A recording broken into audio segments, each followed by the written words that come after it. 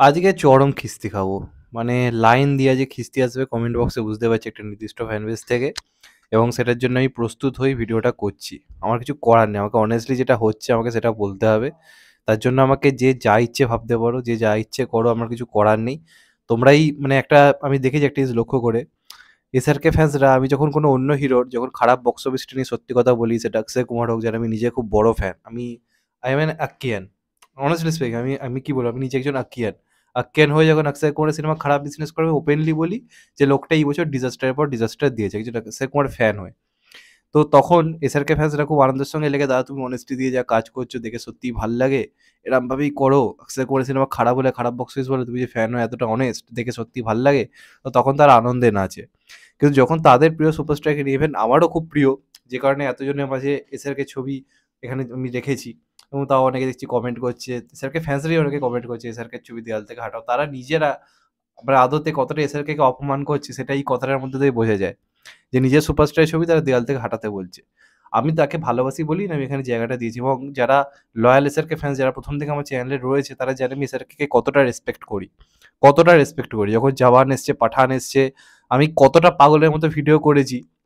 দেবদা জিদ্দাকে নিয়ে যে পরিমাণ ভিডিও করি, এসআরকে নিয়েও সেই পরিমাণ ভিডিও করেছি। তাও একটা বার খারাপ বলা মানেই তাদের গায়ে লেগে যায়। এবং আমি জানি আমি বাংলাতে যখন জিদ্দা বা দেবদাকে নিয়ে একবার কিছু খারাপ বলি, দেবদা ফ্যান্সরা আমাকে খিস্তি দেয়, জিদ্দার ফ্যান্সরা আমাকে খিস্তি দেয়, তো এসআরকে ফ্যান্সরা এবার দেবে না কেন? তো এটা তো জনিস্ট। কিন্তু প্রবলেম হচ্ছে তারাই বলে অনেস্ট হতে, কিন্তু তাদের প্রিয় সুপারস্টারের ব্যাপারে অনেস্ট হলে তখন গালাগাল দিয়ে মা বাপ তুলে খিস্তি দিয়ে উদ্ধার করে দাও, সত্যি কথা বলতে গেলে। তো যাই হোক, এসব কথা ফালতু বলে লাভ নেই। আজকে আমি আমার অনেস্টলি যেটা মনে হয় সেটা আমার মনে হয় বলা উচিত, যে কারণে বলছি। তো এতদিন ধরে স্যালারের ফেক বক্স অফিস নানা রকম বক্তব্য রাখা হচ্ছিল, হতেও পারে ফেক, আমি আর ফালতু বিতর্কে যাচ্ছি না। সেটা এসআরকে ফ্যান্সরা মানুক বা না মানুক, মানে সেটা একটা আলাদা দিক, সেটাই সেই কারণে নিয়ে এখন কথা আমি বলবো না। কথা হচ্ছে যে ওয়ার্কিং ডে, এতদিন ধরে ডাঙ্কি ভার্সেস সালার লড়াইটা পুরোপুরি দু তরফ থেকে ভালোই হয়েছে, দুজনেই মারাত্মক কালেকশন করেছে, এবং অবশ্যই সালার সব জায়গা থেকে গিয়ে খানিকটা হলেও এগিয়ে রয়েছে ডাঙ্কির থেকে। ডাঙ্কিও কোনো অংশে কম নয়, ডাঙ্কি যে ধরনের সিনেমা সেই অনুযায়ী কালেকশন ভালো হয়েছে।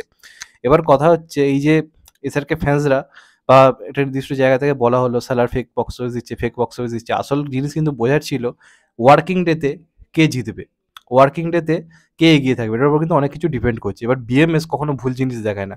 বিএমএসে ট্রেন্ডিংয়ে কোন টিকিট কতটা বিক্রি হচ্ছে এটার উপর অনেক কিছু বোঝা যায়। এবার আজকে আপনারা সকাল থেকে জাস্ট চেক করুন, ইভেন আমি কলকাতার কথা আপনারা বলছি, আপনারা ভালো করে পারলে চেক করে নেবেন, সমস্ত মাল্টিপ্লেক্সে গিয়ে আপনারা হল বুকিংগুলো চেক করবেন, তাহলে আপনারা বুঝতে পারবেন। বা আপনারা যদি ট্রেন্ডিংয়ের এটাও দেখেন তাহলেও আপনারা বুঝতে পারবেন। আজকে সকাল থেকে কিন্তু ডাঙ্কির থেকে কিন্তু সালার কিন্তু টিকিট বুকিংয়ে এগিয়ে রয়েছে। ডাঙ্কি যেখানে ১ ঘন্টায় মোটামুটি 1K বা কখনো, কখনো ২৪ ঘন্টার হিসেব দেওয়া হচ্ছে, সেখানে কিন্তু সালার প্রতি ১ ঘন্টায় ৩ থেকে ৪,০০০ টা করে কিন্তু টিকিট বিক্রি করছে। এটা নিশ্চয়ই মিথ্যে হতে পারে না। আজকে নিশ্চয়ই ওয়ার্কিং ডেতে কোথাও গিয়ে সালার এগিয়ে রয়েছে, যে কারণে এই লিস্টে আসছে, ডাঙ্কি একটু হলেও পিছিয়ে রয়েছে। এবং ডাঙ্কির কিন্তু কালকের যে কালেকশনটা একটা কিন্তু ভালো রকম ড্রপ এসছে। 58% এর একটা ড্রপ এসছে, যেটা স্বাভাবিক একটা ওয়ার্কিং ডে। তবে এসআরকে সিনেমা অনুযায়ী আমি এটাকে স্বাভাবিক বলব না। এটা থেকে বোঝা যাচ্ছে এসআরকে এই সিনেমাটার হাইপ তুলনামূলকভাবে কম, যে কারণে এতটা ড্রপ এসেছে। কারণ এসআরকে কোনো সিনেমার এই বছর যে দুটো এসছে কোনোটার এতটা ড্রপ দেখা যায়নি। 58% একটা ড্রপ নেমে এসছে। কারণ মোটামুটি যে কালেকশনটা 25th মোটামুটি 19 থেকে 20 কোটির কাছাকাছি গেছিল, সেটা কিন্তু কালকে নেমে এসছে 10 কোটিতে। অর্থাৎ 58% একটা কিন্তু ড্রপ কালকে দেখা গেছে, খুব বড়সড় কিন্তু এটা একটা ড্রপ। আমি হিন্দির কথা বলছি। অপরদিকে সালারের মোটামুটি আমরা যদি দেখি 25 ডিসেম্বরে হিন্দিতে যে কালেকশনটা এসছিল সেটা মোটামুটি হচ্ছে 16 কোটির কাছাকাছি। তো কালকের যে কালেকশনটা হিন্দিতে যেটা এসছে সেটা কিন্তু মোটামুটি ওই 9 কোটির কিন্তু কাছাকাছি। অর্থাৎ আপনারা ভেবে দেখুন, ডাঙ্কির থেকে কিন্তু মাত্র 1 কোটি কম কালেকশন হয়েছে। কালকে 26 তারিখ ছিল, কালকে একটা ওয়ার্কিং ডে ছিল। এটা থেকে কিন্তু ডেটাটা বোঝা যাচ্ছে যে কে এগিয়ে রয়েছে, কে পিছিয়ে রয়েছে। এবার ডাঙ্কিও যে পার ডে এখন 10 কোটি করে যে কালেকশনটা করছে, এটা কোনো অংশে কম না। কারণ এখন 31 জানুয়ারি, 31 ডিসেম্বর রয়েছে, 1 জানুয়ারি রয়েছে। সেই দিনগুলোতে আবার একটা গ্রোথ নেবে। তো আমরা যদি এসআরকে ফ্যান্সরা যদি ভেবে থাকে প্রত্যেকটা সিনেমায় এসআরকে 450 কোটি 500 কোটি যাবে, যদি না যায় তার অপর দিকে যে সিনেমাটা আসছে সেটা একদম ফুল বক্স অফিস দিয়ে দিচ্ছে। হ্যাঁ, কিছু হয়তো জল মেশানো রয়েছে, আমি অস্বীকার করছি না। হতেই পারে, সেটা হচ্ছে, মেনে নিচ্ছি। কিন্তু তাই বলে মানে একদম মানে ডাঙ্কি জিতছে সালারি হারছে এই কথাটা কিন্তু আমি একমত না। সালার যদি ফেক বক্স অফিস দিয়েও থাকে, তাও কিন্তু হিন্দিতে যে রেসপন্সটা দেখিয়েছে সেটা কিন্তু কোনো অংশে কিন্তু কম নয়। নিজের জায়গা থেকে কিন্তু খুবই ভালো কিন্তু হয়েছে। তো সেই হিসেবে দেখতে গেলে অনেক ব্যাপার-স্যাপার এটা ওটা রয়েছে।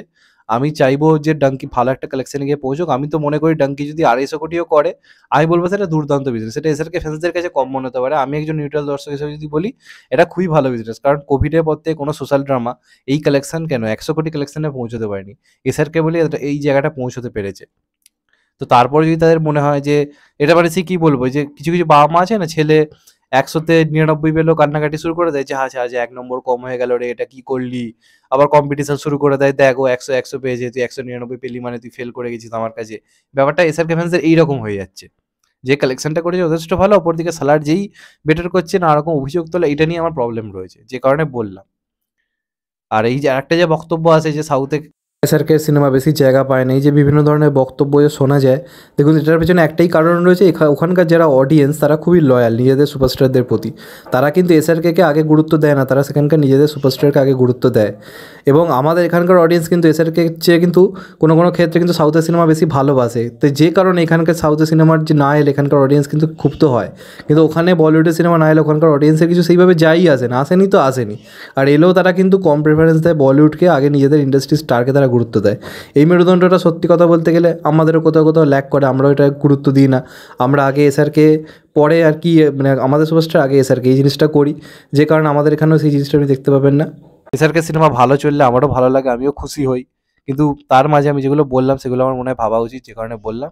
তোমাদের এটা নিয়ে কি মত অবশ্যই জানিও। আর যদি চ্যানেলটা নতুন হয়ে থাকো, চ্যানেলটা অবশ্যই সাবস্ক্রাইব করে দিন, গেট দ্য বেল আইকন। ভালো থেকো সবাই, টেক কেয়ার, নমস্কার, আবার দেখা হবে এখন তো ভাই। সবাই ভালো থেকো, সুস্থ থেকো, টেক কেয়ার, নমস্কার, আবার দেখা হবে, সবাই ভালো থেকো।